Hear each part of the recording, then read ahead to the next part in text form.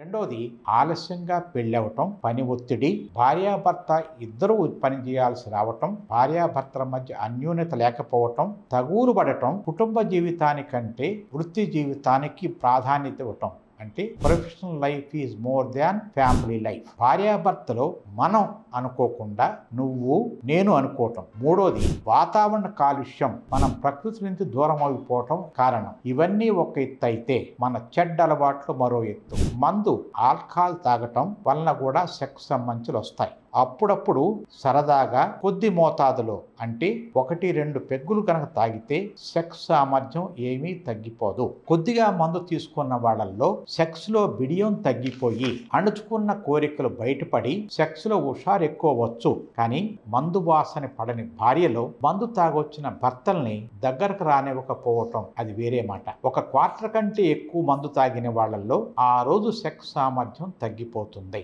గట్టితనం రాకపోవచ్చు, గుర్రు పెట్టి నిద్రపోవచ్చు. కానీ కొన్ని సంవత్సరాల పాటు మందు తాగే వ్యసనం ఉన్న వాళ్ళల్లో, అంటే ఆల్కహాల్ ఎడిక్షన్ ఉన్న వాళ్ళల్లో, ఎక్కువ సంవత్సరాల పాటు ఎక్కువ అమౌంట్ తాగిన వాళ్ళల్లో లివర్ చెడిపోతుంది, నరాల బలహీనత వస్తుంది, హార్మోన్లు తగ్గిపోతాయి. వీటన్నిటి వలన సెక్స్ కోరికలు తగ్గిపోతాయి, అంగస్తంభన వైఫల్యం, ఎరెక్షన్ ఫెయిల్యూర్స్ వస్తాయి, భార్యాభర్త మధ్య సంబంధాలు బాగుండవు, సెక్స్ చేయటం తగ్గిపోతుంది.